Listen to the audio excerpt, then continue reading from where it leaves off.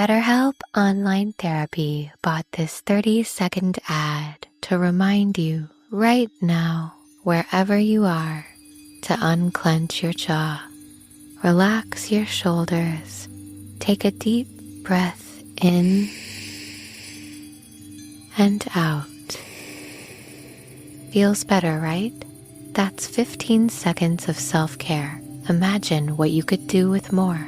Visit betterhelp.com/randompodcast for 10% off your first month of therapy. No pressure, just help. But for now, just relax. What makes a great pair of glasses? At Warby Parker, it's all the invisible extras without the extra cost. Their designer quality frames start at $95, including prescription lenses, plus scratch-resistant, smudge-resistant, and anti-reflective coatings, and UV protection, and free adjustments for life. To find your next pair of glasses, sunglasses, or contact lenses, or to find the Warby Parker store nearest you, head over to warbyparker.com. That's warbyparker.com.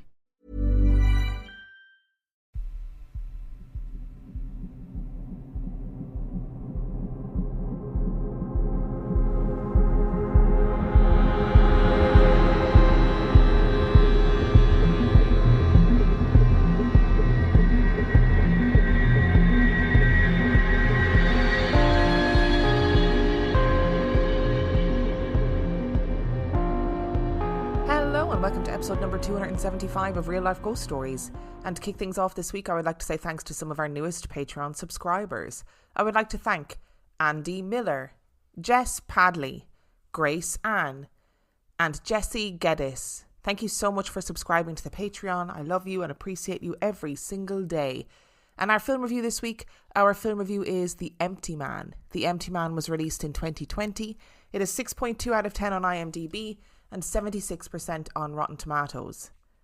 A series of mysterious disappearances in a small Midwestern town may be linked to a supernatural entity. I saw this film on a TikTok video of kind of underrated horror films that you probably haven't heard of, right? And I was watching this video and I thought, oh, this Empty Man film looks good. Based on that description, right? Disappearances in a small Midwestern town in the modern day linked to a supernatural entity. The first 20 minutes of this film, you're going to be like, am I watching the right film? Trust me, you are. I adored the first 20 minutes of this film, right? They were really good. You've got these three friends back in the early 90s up a snowy mountain. One of them starts acting really weird. And listen, what more do you want? Okay, that's all I'm going to tell you. That's all I'm setting up for you. And it really was the longest setup in a horror film I think I've ever seen. It was genuinely like 20 minutes of a setup. And then we jump to the modern day, sort of seemingly inexplicably. And this film felt to me like it was really reminiscent of horror films in the 2000s, where you're presented with this entity and the entity is going to get you, and the protagonist has to solve a mystery to stop it, which kind of follows in the footsteps of classics like The Ring and The Grudge, where you've got this entity, it's coming to get you, it's getting closer and closer, and you've got to figure out where this entity has come from in order to stop this. And you know what? I'm here for that. I'm here for a bit of a slasher. There's some slasher elements, some teenagers doing some urban legend shit that ends up going wrong in this film. I'm always here for that. And it really explored ideas around tulpas in a way that I've not fully seen in other horror films. And it was definitely an interesting take on tulpas for sure. And if you don't remember what a tulpa is, I think I did an episode about tulpas a long time ago. And a tulpa is a thought form. So basically it's this idea of thinking things into existence. So there are some people who think that maybe Bigfoot is a tulpa because so many people believe in Bigfoot, think about Bigfoot, dedicate all this time and emotional energy to Bigfoot. There's people who write Bigfoot erotica. So there's people out there who believe that potentially Bigfoot is a tulpa, that he has been thought into existence. And it is a really interesting idea, one that I particularly enjoy. I don't know how much I believe it, but if you want to find out any stories about tulpas, a good place to start is the Philip experiment, which is all about a group of people who came together in order to create a tulpa. You've kind of got a similar idea in this story. And there was a lot of creeping dread in this film. Doesn't really rely on jump scares in the way that I hate. I don't like Hollywood style jump scares. I think it's lazy horror filmmaking. Jump scares obviously can be really effective, but their overuse and their unnecessary use annoys me. Whereas this film has a lot of weird creeping dread and a lot of whispering, which in itself is just generally quite creepy.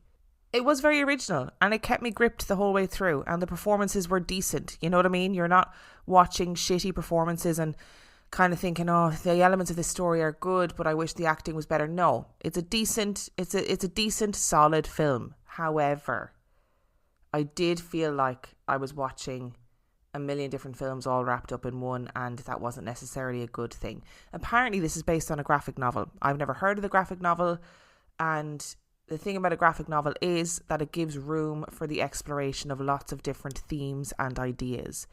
But I don't think that a film allows you to do that in the same way, because you're inevitably confined to a 2-hour time slot, right?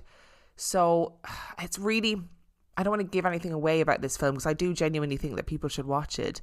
And I loved all of the ideas individually, but when they were all mushed together, it began to feel really confused and a bit disconnected. So, for example, there is obviously, like I said, the first 20 minutes, a group of friends, they're up a mountain and it all goes terribly wrong.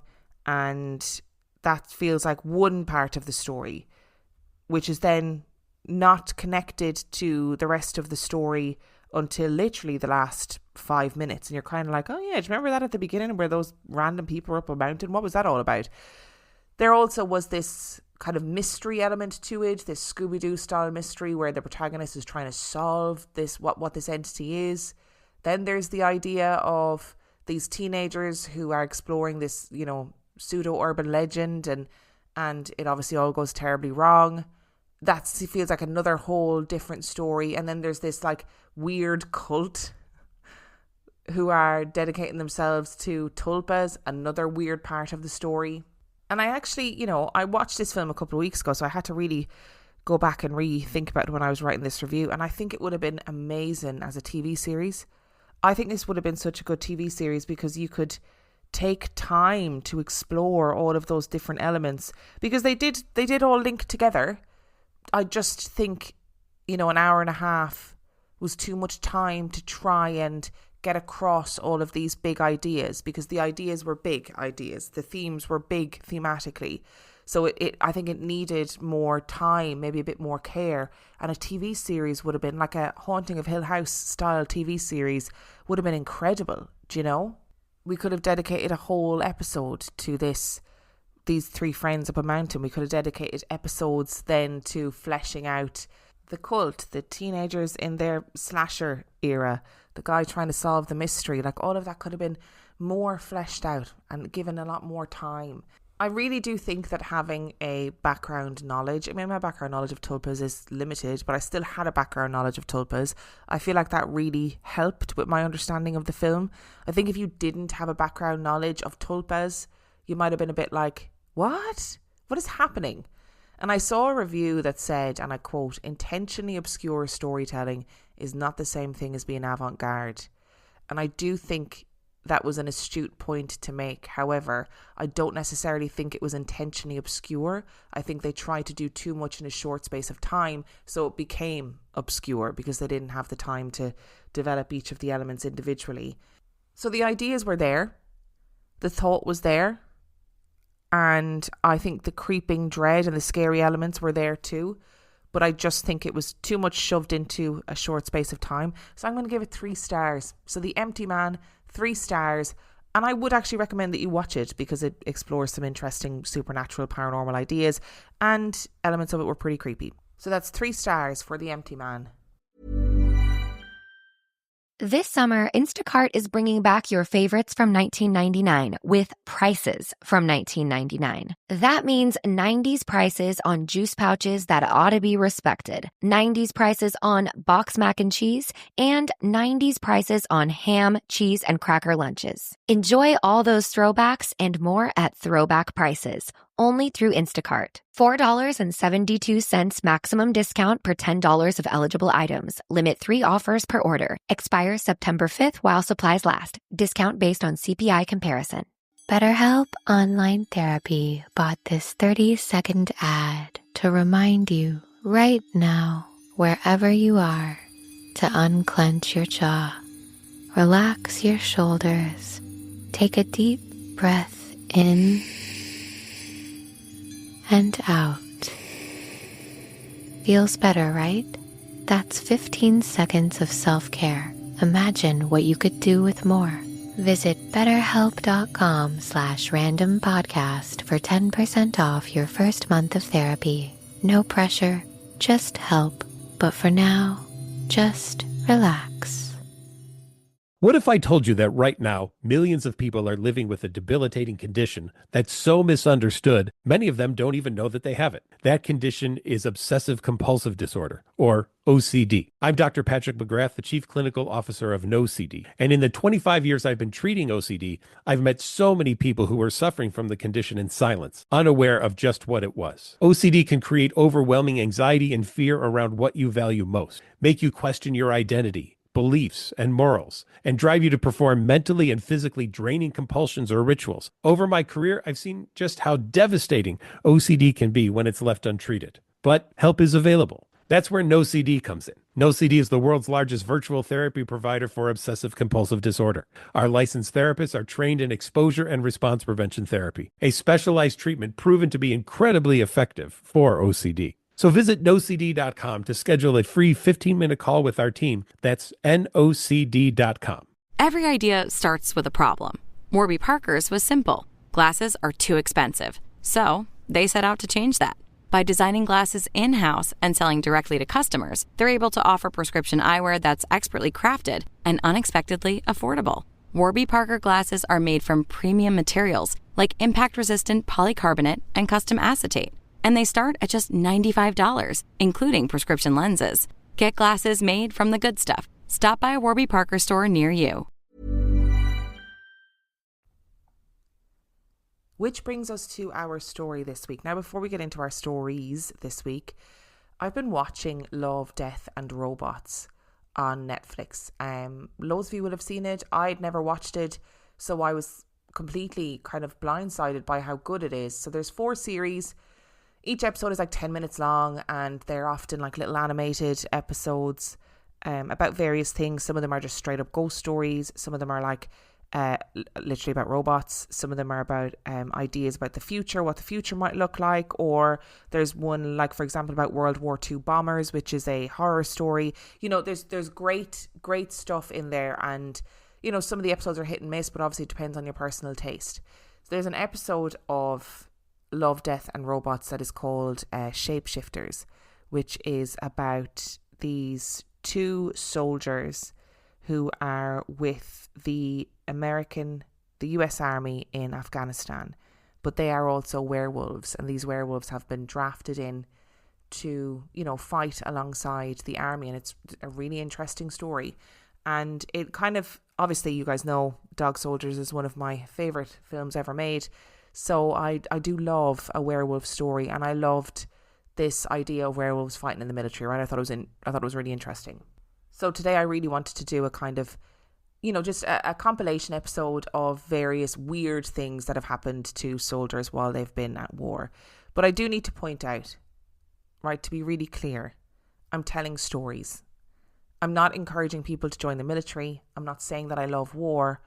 All I'm doing is telling stories. And to point out as well, before we go any further, the stories that you're going to hear today are, some of them are taken from Mysterious Universe articles, some of them are from the Fortean Times. All of the links to wherever I got these stories from are in the description of this episode if you would like to go and check them out. Howard Leyland was part of a military unit called Air Raid Precautions, the ARP. It was a grim job, but it was important that everyone gave their all to the war effort. The ARP combed the streets of London in the darkness. The streets would glow every so often with the flash of the bombs and the flickering of flames. Their job was to pick through the rubble of the bombed streets and find as many survivors as possible. Suddenly there were panicked shouts from the other soldiers, their voices echoing around the silent streets to take cover. The soldiers scattered and ducked and dove into the shells of houses as the whistling of the bombs began to pierce the air. Howard stumbled as the ground shook as a bomb found its target way too close for comfort. Dust and debris rained through the air as Howard moved to a staircase that led down to a dark cellar. He needed to be as far underground as possible and descended down into the cellar, crouched down and waited it out. But something was wrong. Something other than the whistle and bangs of bombs and the rumbling shaking of buildings. Howard could feel eyes on him.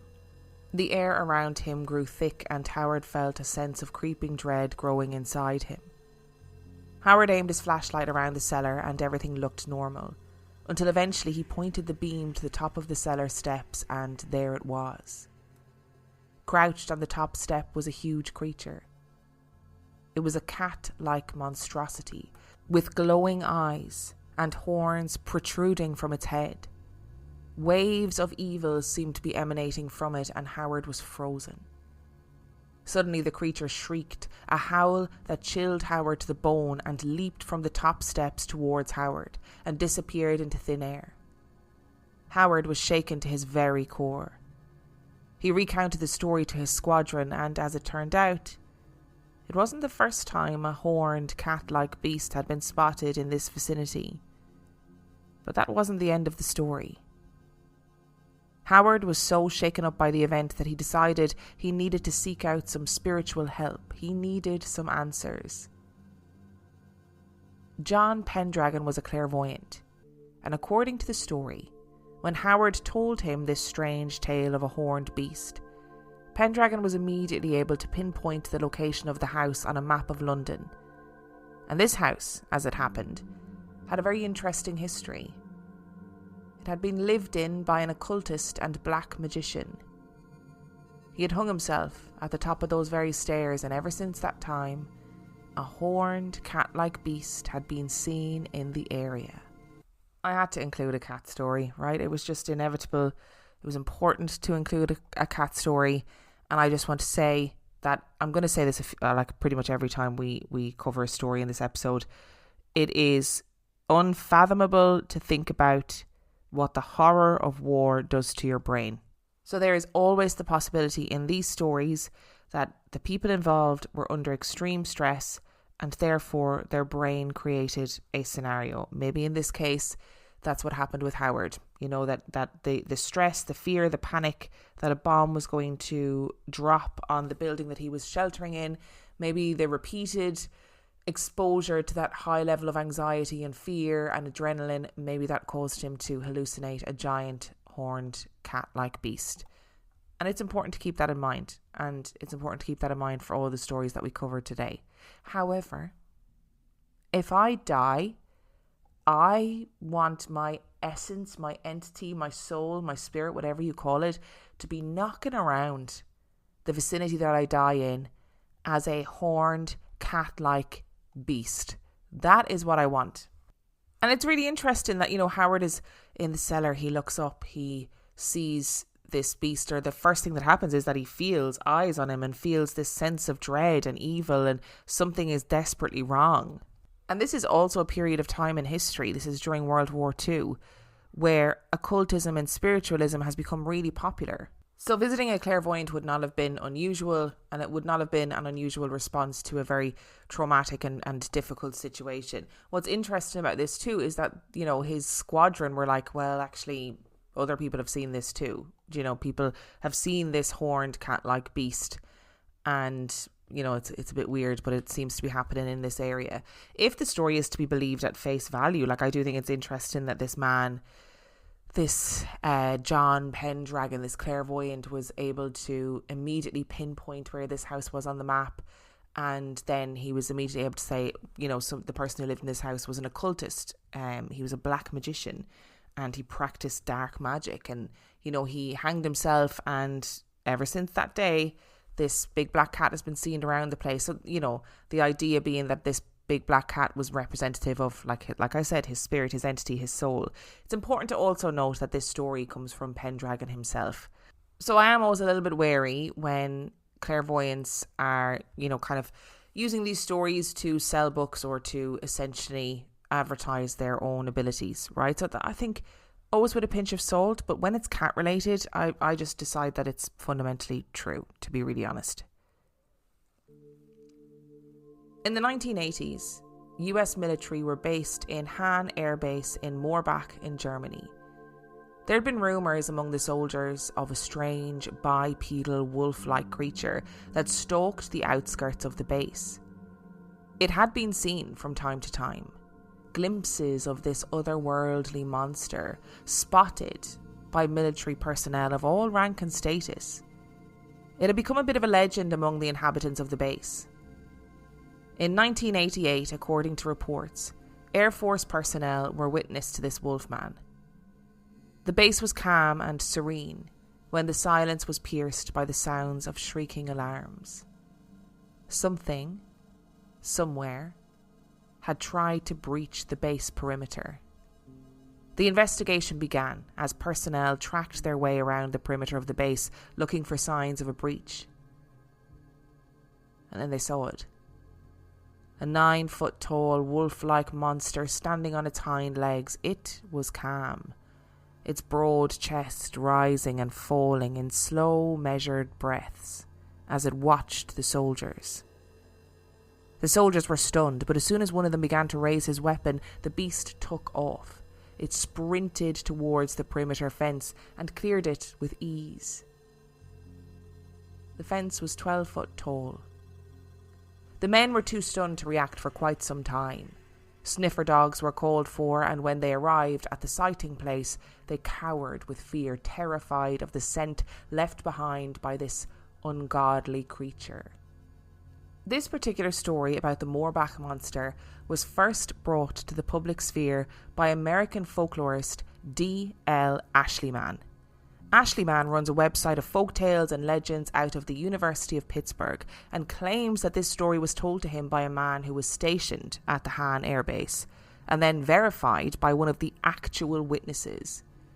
He received a message that read, and I quote, "I was stationed at Hahn Air Base from May 1986 to August 1989 as a security policeman, and it was my group that witnessed the Morbach werewolf. Whoever told you the story about the monster that you put on your website had very accurate information. The creature that we saw was definitely an animal, and definitely dog or wolf-like. It was about 7 to 8 feet tall, and it jumped a 12 feet security fence after taking 3 long leaping strides. Supposedly, Wittlich is the last town where a werewolf was killed. There is a shrine just outside of the town where a candle always burns. Legend has it that if the candle ever goes out, the werewolf will return." The Morbach monster has its own origin story. During the Napoleonic era, a man named Johannes Baptist Schweitzer deserted the Imperial Army and was making his way to Alsace. He passed through the village of Wittlich, and there are variations in the accounts about what he did in this village. Some say that he raped and plundered with wild abandon, and other reports say that he murdered a farmer. All the stories are clear on one point though. The wife of the farmer cursed Johannes Baptist Schweitzer, destined to spend the rest of his days wandering the forests as a wolf-man hybrid. But he was wild, feverishly violent, and he killed man and beast alike in a murderous rampage in this wolf-man state. Finally, the villagers managed to trap and kill him and took his body to a crossroads a few miles out of the village and buried him. They erected a shrine at the burial place and lit a candle, stating that the wolf would rise should the candle go out. Of course, the Morbach monster has gathered great interest over the years and been written about in songs, poems and books. Matthias Burgard is a lecturer in cultural anthropology, and he began to investigate stories of the Morbach monster and uncovered new eyewitness testimonies. One who claimed to be a chief of flight security at Hahn Air Base told Burgard, and I quote, A couple of my long-timers who were there since about 1982 or 83 swore they saw the werewolf. A security policeman who lived there from 1989 to 1991 insists that people on the base believed the tale. "We call the monster Momo," says another. "It could have been a large dog, possibly, but many times we heard movements deep in the woods and loud yowling. The whole place was just damn strange at night." Burgard was also informed of another occasion on which 2 different security police claimed to have seen a strange animal in the undergrowth close to the fence. The creature was too quick for them and left no footprints on the pine needle carpet. The animal was very furry and between 2 and 4 feet high, one of the security officers told him. An airman stationed at hand claims to have been stalked whilst walking his dogs by an unseen beast that let out a wolf-like howl. Another ex-hand serviceman offers a more down-to-earth explanation. "If you have never seen a German wild boar, they look like a 4-foot-tall Brazil nut with tusks and legs. They're dark brown and stinky and hairy and big and could easily be mistaken for some sort of supernatural beast." A former comrade in arms disagrees though. "There were wild hogs in the area," he maintains. "But I grew up on a farm in the USA and this was no hog." Now here's the honest and open truth about this. I thought when I found this story, this is it. This is going to be actually the entire episode, this Morbach monster. I loved it. I love a werewolf story. I was thinking, oh my God, this is so good. Actually, I then uncovered a Fortean Times article all the way back from 2015 where this story was kind of, really, really dove into. And as it turns out, the locals have no knowledge of this Morbach monster legend. This story of this man who had deserted the Imperial Army and was cursed by a woman to roam the forests and then was killing everybody. That legend doesn't exist for the locals, right? So the writer of the article sort of said, but where did this legend come from then? If it's not a local legend, first of all. Second of all, those shrines do exist all over the area. But here's an interesting thing. These shrines are, they're everywhere. They could be in kind of Irish Catholicism. Those kind of shrines are there to mark where somebody has died. So you'll see them on the side of the road all the time. And in German Catholicism, they were there in order to kind of welcome travelers, point directions, just general prayers for the land, etc. But sometimes they were kind of used as warnings, and apparently people of other religions were often referred to as werewolves. So the fact that maybe there is a shrine that says, when the candle burns out, the werewolves will rise again, or whatever it was that it said, there is a possibility that may actually have been a real shrine at some point, but it's not a reference to literal werewolves. It's to people of other religions, this idea of keeping the candle of Catholicism burning lest other religions kind of rise up and take over, right? But also in this article, the writer kind of said, look, the 80s was the age of the werewolf film. Like, locals don't know this legend, but these are American soldiers. And in the 80s, a lot of big werewolf films came out that were incredibly popular. They're all of a sudden transported to rural Germany, and they're in this airbase that is surrounded by forest. So you'd imagine that nighttime is going to be pretty spooky, right? And I reckon, to be honest, that the wild hogs, the boars, the German boars, might not be the worst possibility, to be honest. There's simple things about this story as well that really tickled me. So in the story, obviously the soldiers say, the fence was 12 foot tall. And the guy who wrote the article was like, I went and stood beside this fence. It is not 12 foot tall at any point. It is 7 foot tall at best. So when those little details have been exaggerated by the eyewitnesses, you kind of go, I wonder. There was also something else I didn't know, is apparently there was a Nazi campaign, a Nazi unit that were called the werewolf soldiers. It was towards the end of World War II, when the Allied troops were seriously advancing, and the Nazi troops came up with an idea to do what they called werewolf soldiers, which were soldiers that were dressed in plain clothing that would be used to ambush Allied forces. It didn't have any kind of lasting impact on the war or the results of the war, But there may be elements of that too that's all tied up in this story, this legend of the Morbach monster. Do I desperately kind of want werewolves to be real? Yes. And I would recommend that if you are somebody who loves horror and loves werewolves, to watch the Shapeshifters episode of Love, Death and Robots, because I just thought it was inspired and I loved it, and I was like, turn this into a film and hook it to my veins. And it's not like I disbelieve that these people experienced something. I think that these people probably did experience something, but I think it's probably an element of he said, she said, kind of whispers, scaring new recruits, that you're in a strange place, you know, there's these shrines everywhere, you're in a place where there's small villages, big forests, spooky sounds at night time, and that's how, you know, urban legends grow legs, and I kind of love it. Do I actually want it to be real?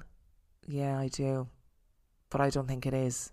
And our next story today comes directly again from Mysterious Universe, and like I said, all the links to all of these articles are in the description of this episode, and they're well worth reading, because I didn't use all the stories by any stretch of the imagination. There are tons of stories about weird things that soldiers have experienced from all different campaigns, from all different ages, so they're well worth reading. In another case defying classification, the tale is told by the nephew of the eyewitness, but it is no less spooky. The uncle, called Bob, was reportedly a new soldier in the army in 1985. And at the time he was on fence patrol duty at a base in Arizona. As he and a partner made their way around the perimeter, he claimed that they had heard an anomalous noise coming from behind them and turned to see a strange sight indeed. According to the one relaying the account, when they turned around, they saw an old man dressed in buckskin with long hair in braids. Bob described it as being so grey that it almost glowed. The man was standing approximately 30 feet behind them. Both men drew their weapons as the old man was in a shoot-to-kill area, with warning signs all over the place. Neither Bob or the other man wanted to shoot an old man. They figured that he must have Alzheimer's and had wandered into the base or something. After all, he was not being threatening and appeared harmless. The men shouted to the old man, telling him he was in a restricted area and that he needed to put his hands in the air. Bob thought they'd walk him somewhere safe, call the local police department, who would be able to get him back home. Bob tried the radio, and it was just static. Calling his friend to help, both he and Bob turned to tinker with the walkie. Although they only looked away for half a second, to quote my uncle, when they turned back, the old man was gone. In his place was a massive cottontail, just sitting there, watching them. The two startled men looked around to see if the old man was still around, but the mysterious stranger was gone, nowhere to be seen. All that was there was this rabbit, sitting there, staring at them in the desert night. They warily continued on with their duty, and shortly after heard the noise again, this time from the opposite side of the perimeter fence. When they looked, they were shocked to see the same old man, standing there on the other side, staring in at them. Since this was a military base, the fence was very high, around 10 feet, and decked out with razor wire, very secure, so it seemed impossible that the old man could have gotten over the fence so quickly without being detected. This was frightening enough that the two men quickly got out of there, and never spoke of it with their commanding officer. So this case happened in Arizona. And I would just like to say that we need to be mindful of the shape-shifting abilities of this apparent strange intruder. And obviously there in the southwest of the United States of America, there is a very particular lore, a terrifying lore, about shape-shifting entities from native people. Now, I've received messages from Indigenous people over the years who have said, hey, you know, we appreciate that you talk about our lore respectively, but I would rather that you didn't say that word of what they are, because that gives them power, apparently. So I'm not going to do that. If you've been around here for a while, you know exactly what I'm talking about, and it is one of the aspects of native lore that I find genuinely terrifying. There are so many stories out there of people who have had experiences like this. Non-native people, who experience stuff like this and then are like, what the fuck? And Indigenous people are like, shrug their shoulders and go, we told you, you know, this shit happens, this shit exists. And I don't think that we, and I say we as in people from the UK and Ireland, are capable of fully appreciating the desert in America as it is. When I was in America, I flew from maybe LA or San Diego to Las Vegas.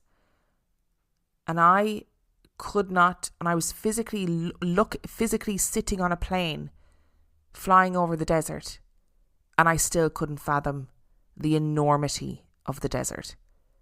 It just was astounding. And then every so often there would be these settlements of, you know, little towns or in the middle of nowhere, and I was sort of looking, going, what happens if there's an emergency?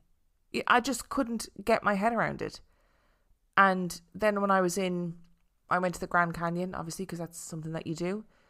And even that, I was like, this is wild. Look at it. There's so much space.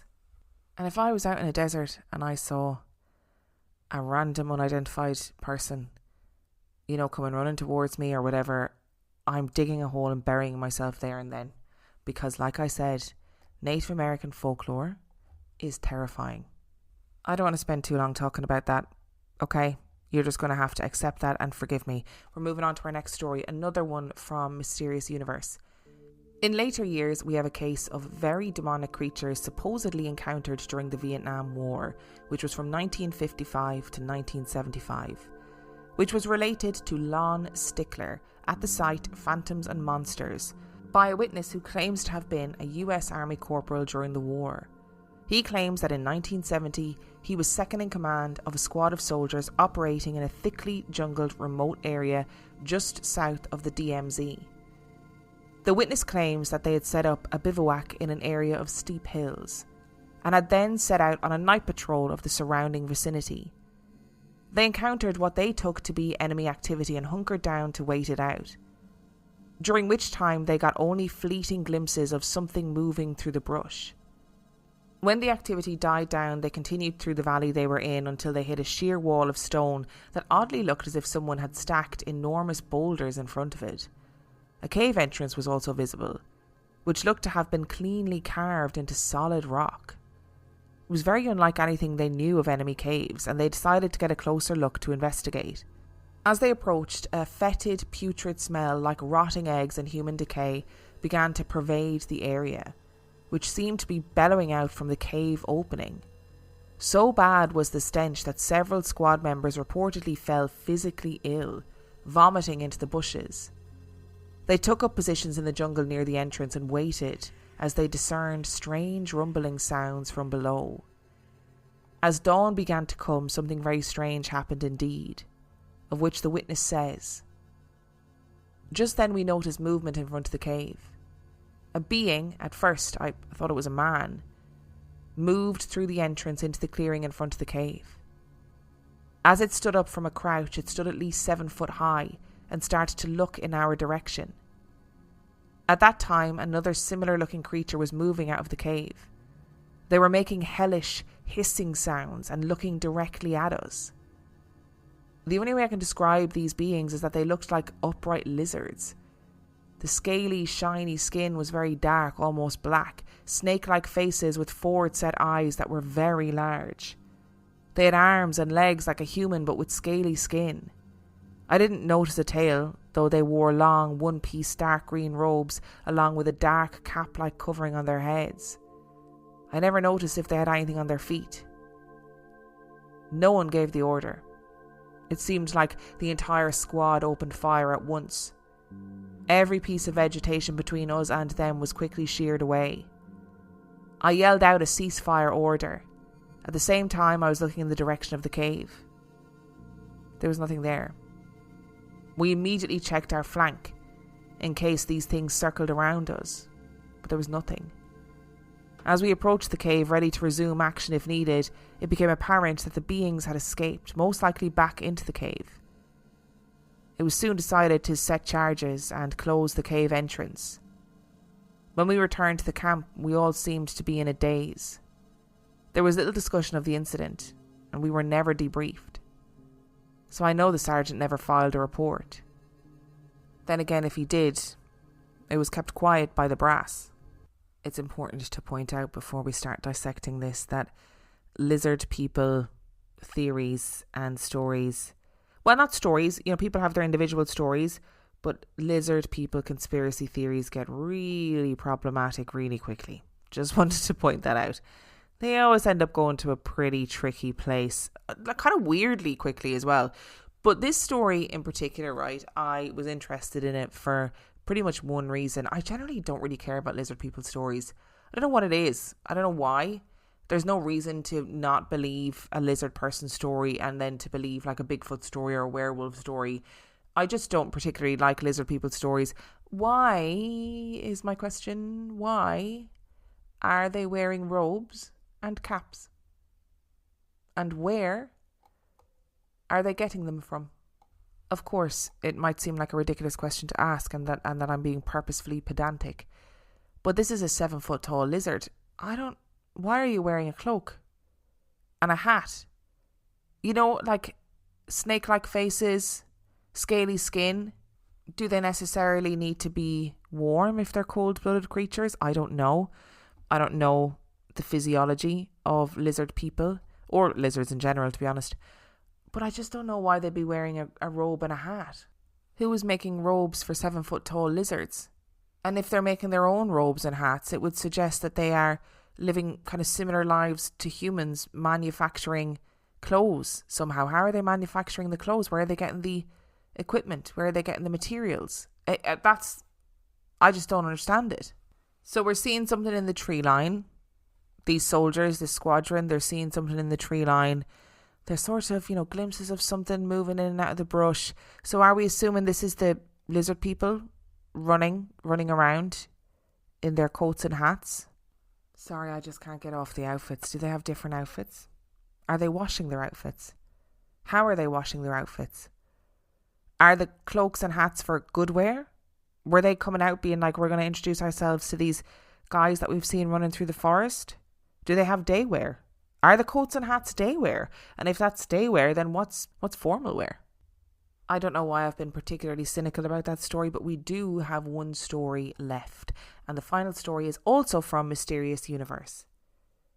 Perhaps one of the most spectacular strange creature reports in the Middle East of all is a case detailed by reporter and researcher L.A. Marzulli in his series The Watchers, of a United States Special Forces unit that allegedly not only sighted but also engaged and killed what can only be described as an actual giant in Afghanistan.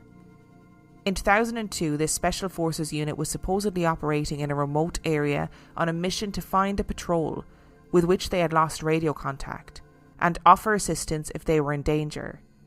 The team was making its way along a goat path when they allegedly noticed that the ground was littered with bones and a piece of what ominously appeared to be broken communications equipment, as well as large heavy rocks that looked as if they had been arranged into patterns by hand. It was claimed that as the unit examined those stone patterns and the piece of smashed equipment, they were suddenly confronted by a creature with long red hair and a shaggy beard that stood a truly enormous 12 to 15 feet in height. The towering humanoid beast reportedly carried with it a long pike-like weapon of some kind, which it used to promptly stab and kill one of the men, and the rest of the team immediately opened fire on it, managing to apparently kill it. The entire violent episode only lasted around 30 seconds. It is then claimed that a military helicopter was sent in to retrieve the body of the creature, but was unable to due to its massive size. One of the witnesses would say, "It was too big and we couldn't move it. It smelled worse than a skunk, a corpse that's been around for a while. The communication was sent out that we had a very large, possibly human creature." One C-130 pilot later claimed that he helped when the corpse of what has come to be known as the Kandahar giant was eventually moved to a military base in Ohio, and that it was revealed to be a humanoid creature that measured 12 foot long and approximately 1,100 pounds in weight. What happened to the alleged body after that is anyone's guess. Witnesses claim that they were later ordered to alter their reports on the engagement to remove all mention of the giant they had encountered, and that the government had gone to great lengths to cover it all up. I would like to point out that 1,100 pounds in weight is 78 stone. That seems extraordinarily large for a 12-foot long man. Giant, whatever it is. 12 foot long and 78 stone in weight. I don't think so. Like, to put that into perspective, a man who is 6 foot tall and 20 stone would probably be a pretty big man, right? So you're saying he's 12 foot tall, so it's only double that size, even if he's 15 foot, but yet he's somehow 4 times the weight. I don't know. I just don't believe it, kids. I'm sorry. I don't believe it. I think giant stories are interesting. They seem to pop up a lot in like military encounters in the Middle East, and anytime they come up, there's this concept of the Nephilim that comes up too, which is angel human hybrids. Knowing what we know about biblically accurate angels with their like 1,000 eyeballs and wings everywhere, and they're just a swirling mass of absolutely not. I don't know. I don't really believe in the Nephilim. This is a whole episode of me being like, I don't really believe in that. You can take from that whatever you will, right? I also think it's interesting that this squad killed this monster in 30 seconds, killed this giant in 30 seconds, yet the implication is that it took out an entire other squadron. I mean, 30 seconds is not a long time, really. And these are really highly trained individuals. I don't know. I just feel like there's these giant stories. I wish I believed them, because I think the idea of giants existing at some point in history is quite interesting. But I just don't really believe them. But then again, I was reading last night about a doctor who worked for the Russians who was trying to create a human-ape hybrid. That's not a conspiracy theory. That is a real thing that happened. So, I don't know. Who am I to say what was going on and what has been going on and what exists? Because if people were out there trying to do human-ape hybrids, what else has been going on that we don't know about, Thank you so much for listening to today's episode. Like I said, the links to where you can find all of the stories that I talked about today are in the description of this episode. Also, just to reiterate, this episode was inspired by an episode of Love, Death and Robots, which you can find on Netflix. And the episode was called Shapeshifters. I'm not trying to encourage anybody to go to war. I'm not somebody who supports war or loves war. I'm just telling stories. And if you have a story that you would like to share, you can do so by emailing it to reallifeghoststoriespodcast@gmail.com. You can also check out the website reallifeghoststoriespodcast.com. And if you are desperate for some extra content, you can subscribe to the Patreon. That is patreon.com/reallifeghoststories, where for $5 a month or $2 a month, you can get access to heaps of extra content, as well as every single main and mini episode completely ad-free. And on that note, I shall see you next time. What makes a great pair of glasses? At Warby Parker, it's all the invisible extras without the extra cost. Their designer quality frames start at $95, including prescription lenses, plus scratch-resistant, smudge-resistant, and anti-reflective coatings, and UV protection, and free adjustments for life. To find your next pair of glasses, sunglasses, or contact lenses, or to find the Warby Parker store nearest you, head over to warbyparker.com. That's warbyparker.com.